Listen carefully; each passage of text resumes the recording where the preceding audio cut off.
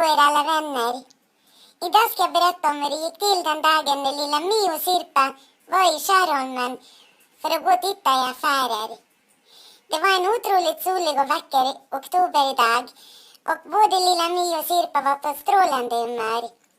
Nu ska jag visa er mina fina örhängen jag har köpt idag. Titta här! Visst var de fina? Jätteroligt! Nu så ska Sirpa göra en liten dans för er. Så här på eftermiddagen. Kolla nu!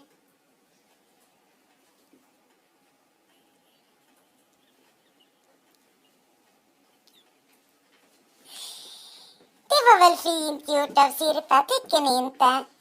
Ja. Ja, i alla fall så har jag lite bråttom just nu. Men vi kan höras imorgon igen. Ha det ni så jättebra allihopa och var rädda om varandra.